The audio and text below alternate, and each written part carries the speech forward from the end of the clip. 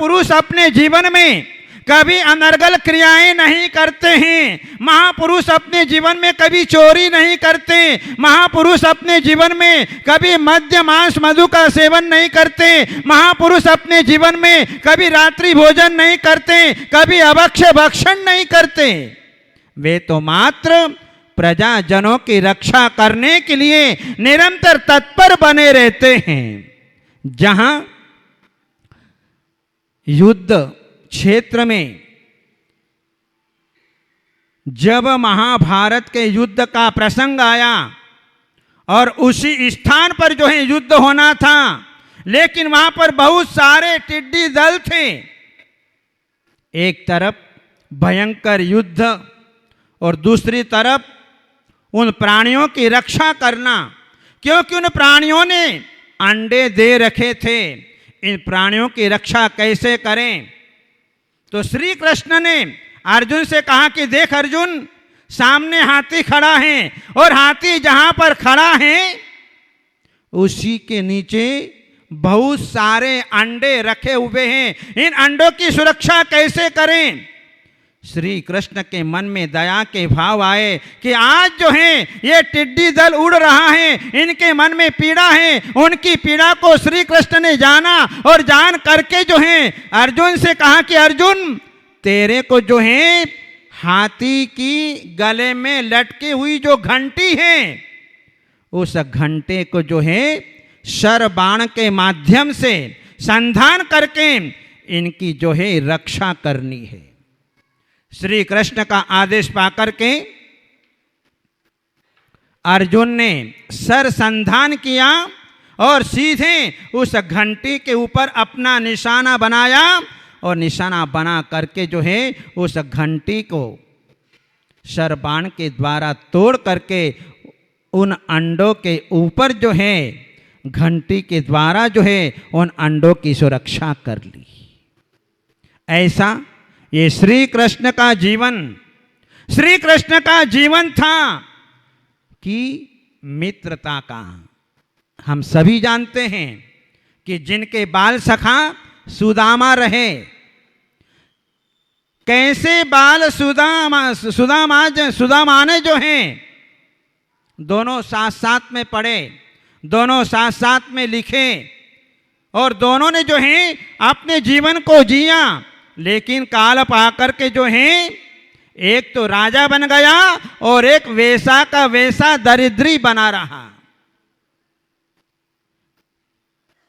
हुआ ऐसा कि सुदामा जीवन भर दरिद्री क्यों रहे? एक बार जब ये गुरुकुल में पढ़ रहे थे, श्री कृष्ण और सुदामा दोनों पढ़ रहे थे, तो गुरु ने इनको जो है जंगल के अंदर भेजा, नंगे पैर भेजा लकड़ी लाने के लिए। लेकिन शाम का समय हो गया, बारिश बहुतायत में हो गई, भयंकर बारिश हो गई। तो ये दोनों जो हैं एक वृक्ष के ऊपर चढ़ कर के अपनी रात गुजारी। जब श्री कृष्ण को भूख लगी तो सुदामा से पूछा कि क्या अपने साथ में कुछ खाने के लिए लाए हो? बोले कुछ भी नहीं लाया।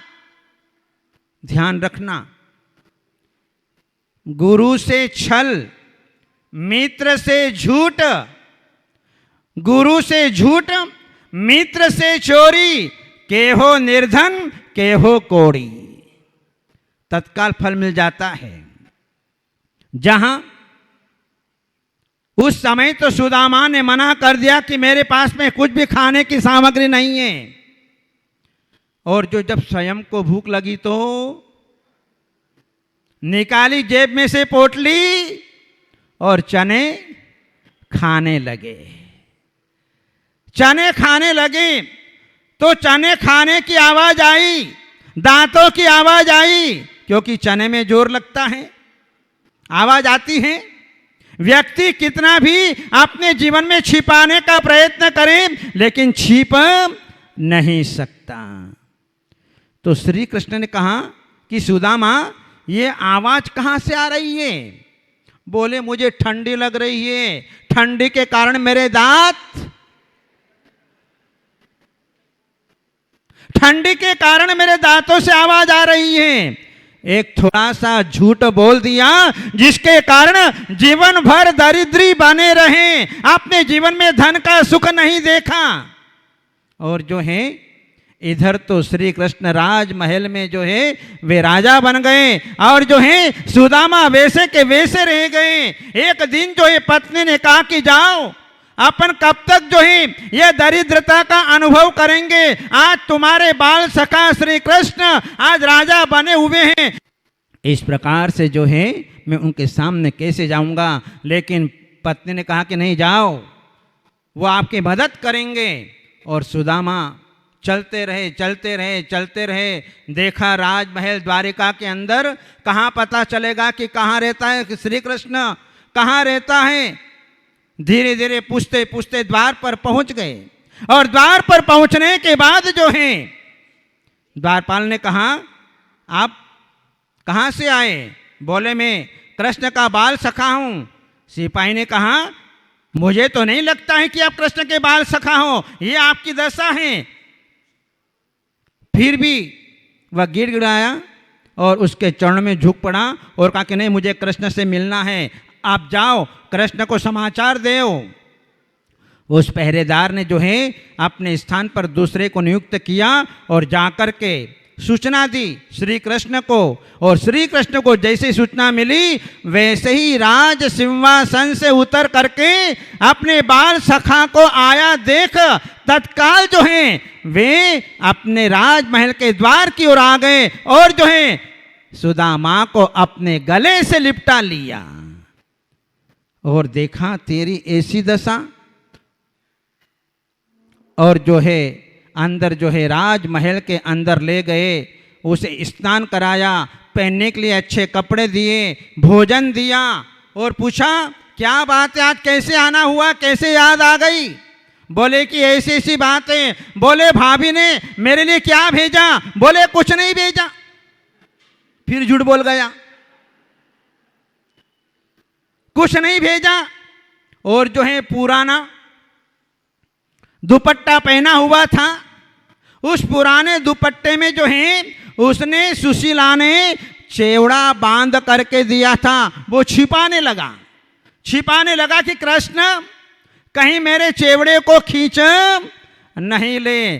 श्री कृष्ण ने जान लिया कि इसके पास में जरूर है और देखा कि छिपा रहा है। श्री कृष्ण ने उसकी पोटली को खींच लिया, पुराना वस्त्र था, सारा चेवड़ा ढूल गया और श्री कृष्ण जो है बड़े चाव से उसे खाता रहा कि मेरी भाभी ने मेरे लिए बहुत अच्छा सा ये सुंदर चेवड़ा भेजा है। और इसके बाद में जो है कृष्ण से पूछा कि तू क्या करता है, कैसे रहता है, किस प्रकार काम करता है। पर उसने ये नहीं पूछा कि तेरे को क्या चाहिए। अब वो वापस लौट आया। उसने विचार किया कि मैं तो गया था श्री कृष्ण के पास में सहयोग लेने के लिए, मदद मांगने के लिए, लेकिन मदद तो दूर, मुझे कुछ भी नहीं दिया। कैसा कृष्ण है। नाना प्रकार की कुशंकाएं उसके मन में भर गई। और इधर जो है कृष्ण ने अपने सेवकों को बुलाया और जहां सुदामा निवास करता था, जो झोपड़ी में रहता था, उस झोपड़ी को नष्ट करके वहां पर जो है एक बहुत बड़ा घर बना दिया। ऐसा घर बनाया कि देखने वाले आश्चर्यचकित थे। जब सुदामा वापिस अपने घर की तरफ लौटे तो देखा मेरी झोपड़ी कहाँ गई। यहां तो मेरी झोपड़ी भी नहीं है, यहां तो मेरी पत्नी भी नहीं है, कहां चली गई, क्या हुआ।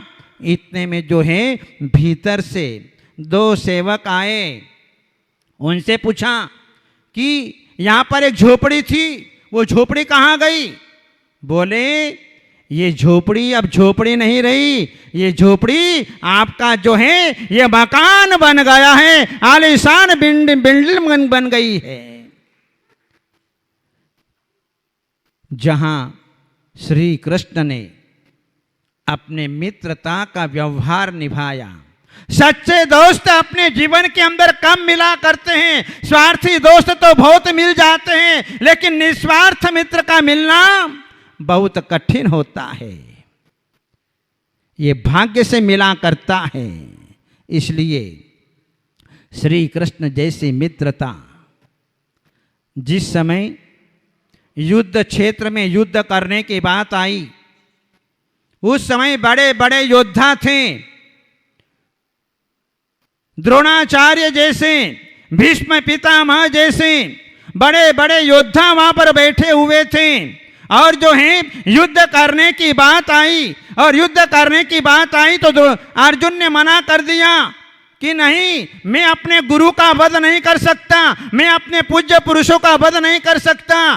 तो श्री कृष्ण ने कहा कि अर्जुन, ये न्याय का युद्ध हो रहा है, ये अन्याय के ऊपर विजय प्राप्त करने का युद्ध है, लेकिन तुम मोह के कारण उनको मारना नहीं चाहते। उस समय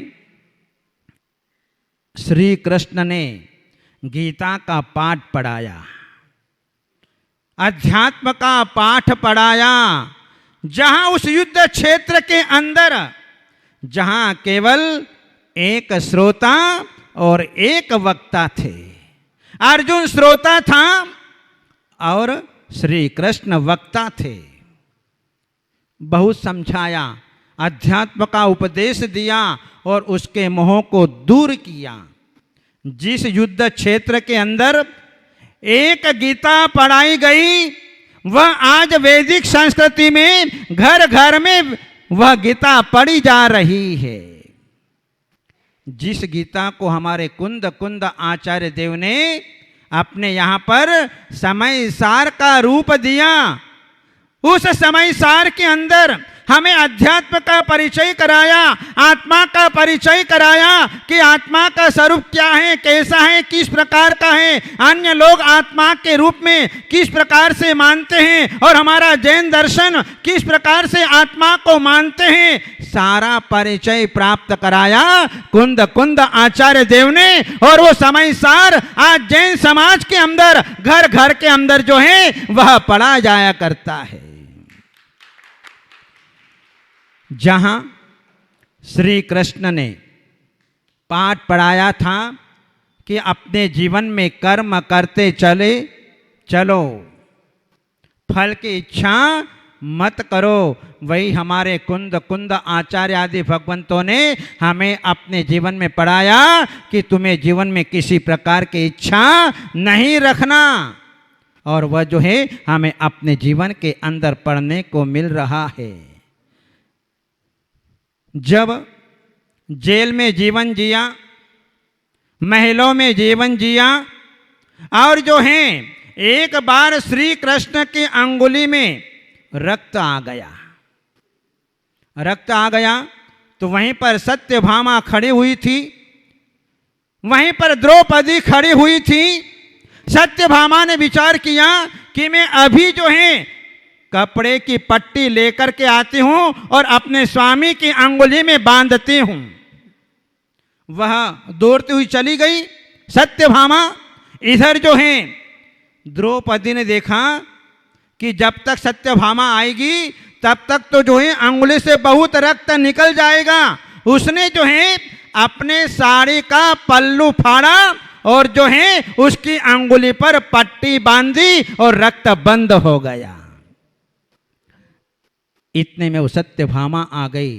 तो उस समय श्री कृष्ण ने कहा कि हे बहन, जब भी तेरे जीवन में संकट आए तो मुझे याद करना, मैं तेरी हर समय रक्षा करूंगा। ऐसा कहकर के कृष्ण चले गए। और जिस समय पांडव लोग द्रौपदी को हार गए, हारने के उपरांत जब दुर्योधन ने चीरहरण का प्रयत्न किया, उस समय द्रौपदी के सामने कोई नहीं था।